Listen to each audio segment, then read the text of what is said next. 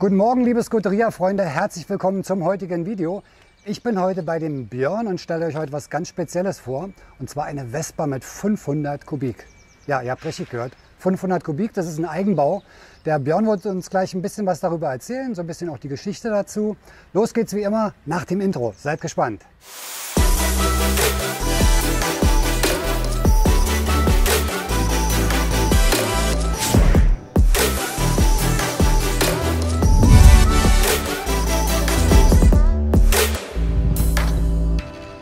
Ja, liebe Scooter-Freunde, das ist der Björn da drüben, der uns heute ein bisschen was zu seinem Wahnsinnsprojekt erzählen wird. Und zwar hat er, wie ihr seht, eine Vespa GTS umgebaut mit einem etwas größeren Motor, und zwar einem 500 Kubik Motor. Björn, erstmal hallo.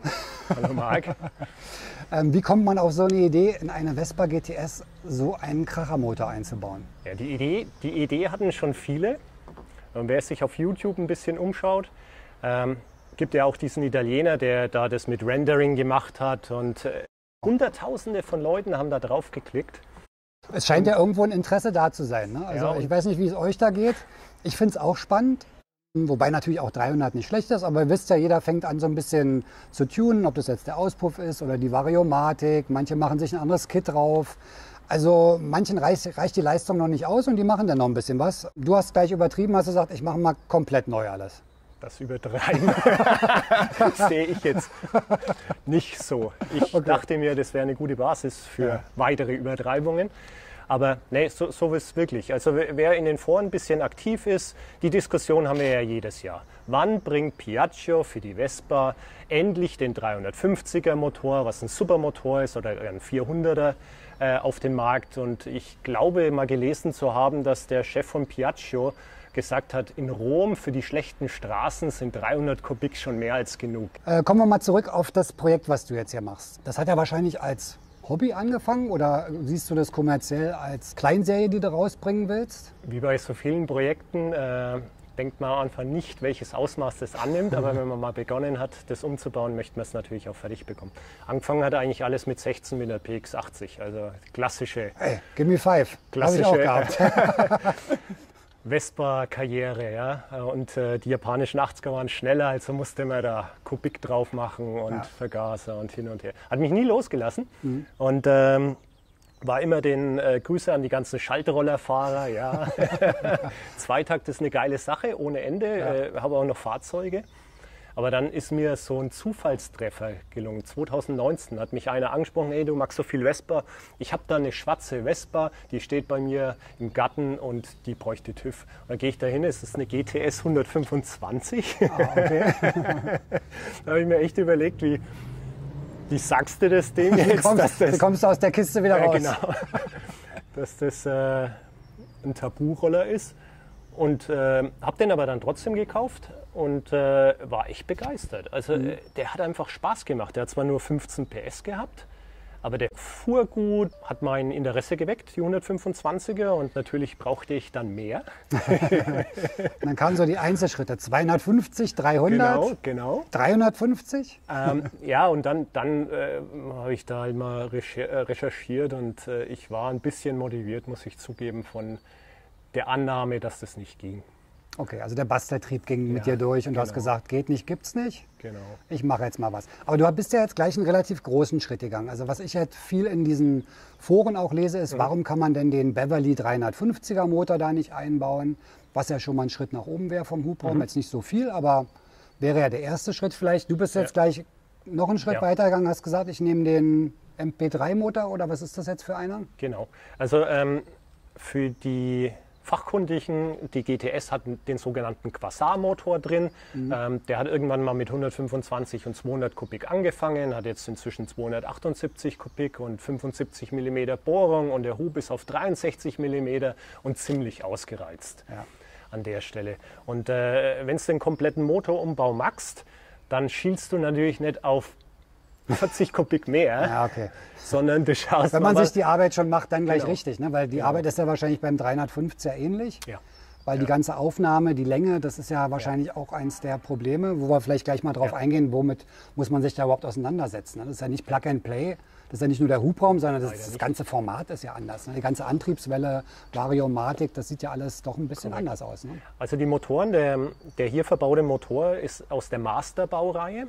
Die gibt es bis heute. Die gibt es seit 2000 bis jetzt 2021. In der letzten Ausbaustufe jetzt im MB3 als HPE-Version mit 44 PS. 500 Kubik. Die Motoren, darüber findet man noch relativ viele Informationen. Die sind sehr standfest. Natürlich, wie jeder Vespa-Motor, muss man auch die Tricks kennen dort. Aber es gibt auch Laufleistungen deutlich im sechsstelligen Bereich. Plus der Hubraum zu den PS, das war solide. Also meine persönliche Zielsetzung war eigentlich, eine Vespa zu haben, wo ich, wenn ich mal mit Motorradfahrenden Freunden unterwegs bin, die nicht ausbremse und auch mal ein schnelleres Stück mitfahren kann. Ja. Und auch noch mit Tankstellensprit und ohne irgendwelche Sperenzien, sondern ganz normal, voll einsatzfähig. Und wenn ich 20 Kilometer über die Autobahn fahre, dass ich die danach abstelle und mir keine Sorgen machen muss, dass das jetzt vielleicht zu viel gewesen sei. Wie lange hat es jetzt gedauert, bis dieser gesamte Umbauprozess abgeschlossen war? Also das ist ja wahrscheinlich eine Entwicklungszeit, die nicht von heute auf morgen ist. Ne?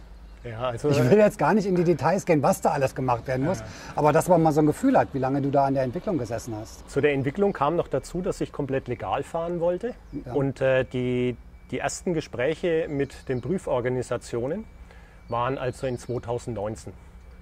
Ich habe die Fahrzeuge gekauft, ich habe das Konzept gemacht, dann habe ich mir einen Rahmen von der GTS besorgt, der hatte einen Brandschaden, da konnte ich den dann mal aufflexen und konnte sehen, welcher Bauraum steht mir da eigentlich zur Verfügung und wie könnte man das technisch lösen. Dann immer wieder Grüße an den Herrn bei der Prüforganisation, E-Mails geschrieben. Okay, da braucht es ein bisschen Support abgeklärt, natürlich. Ne? Weil das massives Tuning im Endeffekt ist. Also 2 Jahre kann man sagen, jetzt von Anfang der Idee bis hin zum fertigen Produkt, was wir uns gleich mal so ein bisschen genauer angucken, ist schon ein bisschen Zeit. Jetzt ist natürlich, also für mich völlig illusorisch, ich bräuchte sowas gar nicht anfangen, weil ich habe gar nicht das Fachwissen dazu. Hast du da irgendwie einen Background, dass du sowas kannst? Weil ich meine, nicht jeder kann ja sich jetzt da ransetzen und sagen, ich flex da mal ein bisschen rum und baue mir da mal einen Zweizylinder V-Motor ein.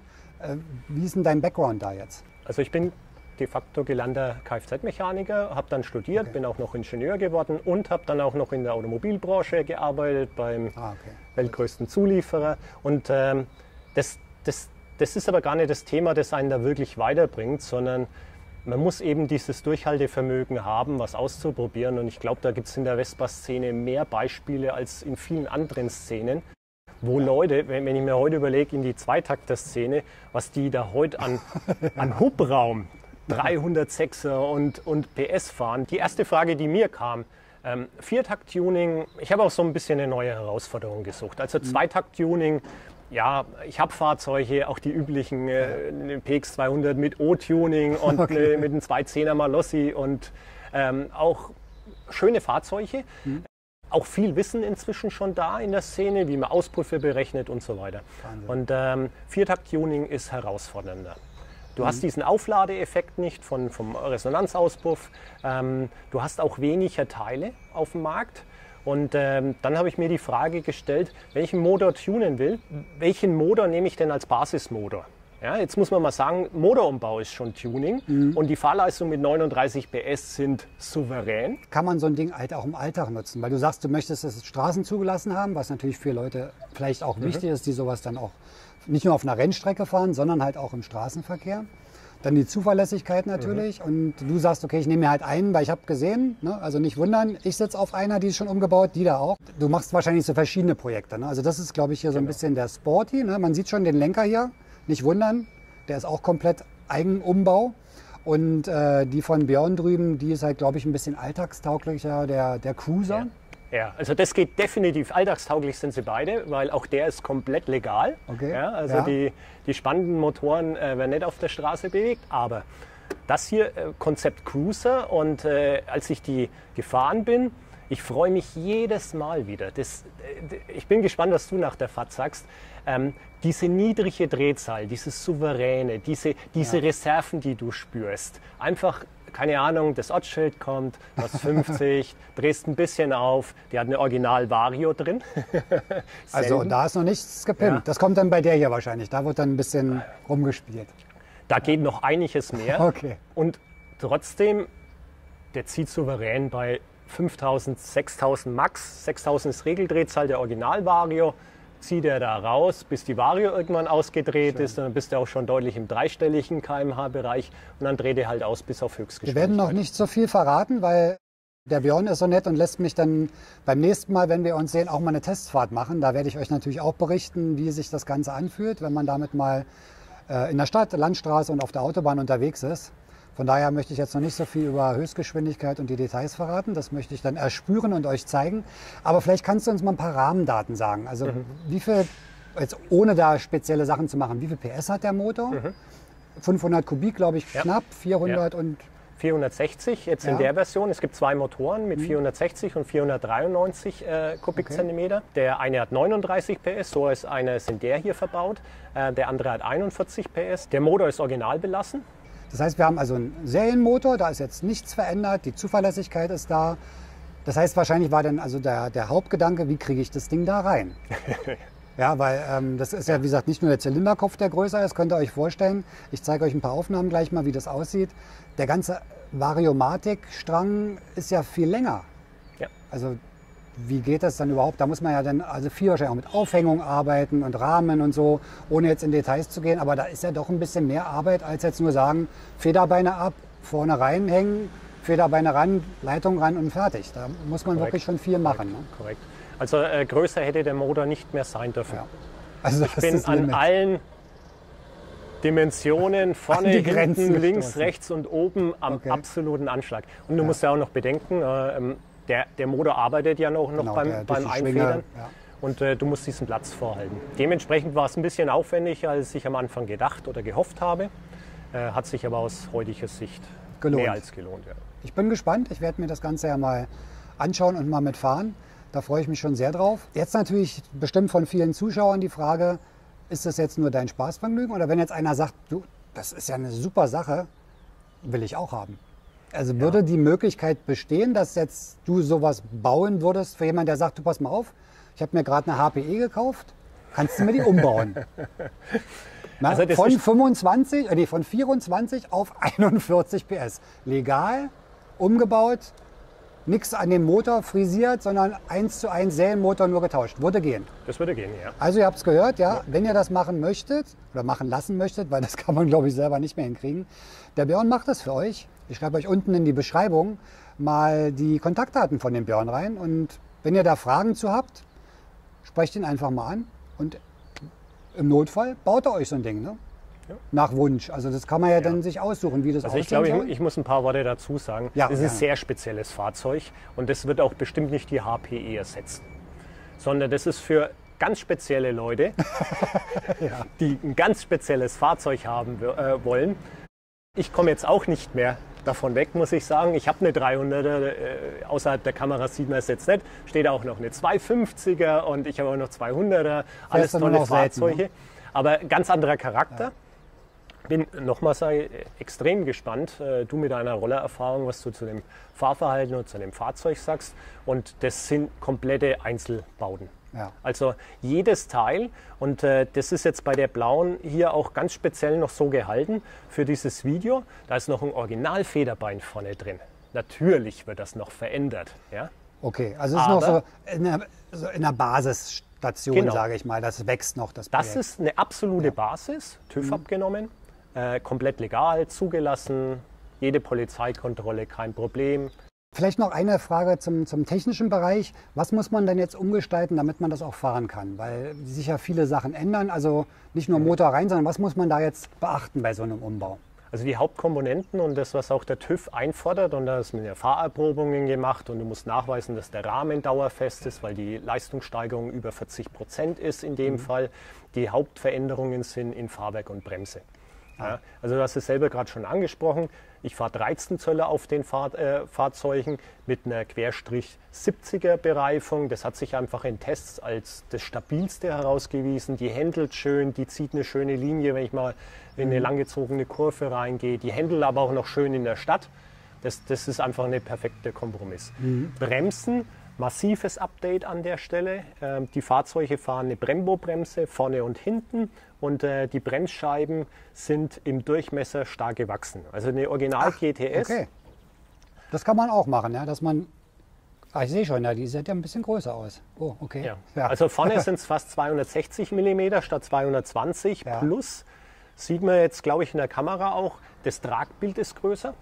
Also der Bremsbelag bremst an mehr Bremsscheibe als bei der Originalen. Und hinten ist es eine 240er. GTS hat Original 220 vorne Ja. hinten. Genau. Ja. Na gut, das ist natürlich klar. Aufgrund der Sicherheit, die man haben muss, Ja. mehr Leistung, mehr Geschwindigkeit wahrscheinlich auch, die muss abgebremst werden. Die Vespa-Bremsen sind eh nicht die besten jetzt vom Werk her. Da bauen sich ja viele, auch jetzt bei einer normalen HPE schon eine Brembo oder eine Spiegler, die Porco Nero ein. Macht auch Sinn, habe ich bei meiner auch gemacht. 13 Zoll, finde ich, macht natürlich klar bei so einem Fahrzeug sowieso Sinn. Ich hatte die damals auch. Ich finde auch gerade die 70er-Bereifung sehr schön. Die ist ein bisschen komfortabler als die Niederquerschnitt. Ja. Hat noch ein bisschen mehr Federungskomfort, Ja. noch ein bisschen mehr Abrollumfang, steigert nochmal die Geschwindigkeit ein bisschen. Ja. Die, auf der du sitzt, hat übrigens gerade 60er-Bereifung drauf. Hinten ein 140er.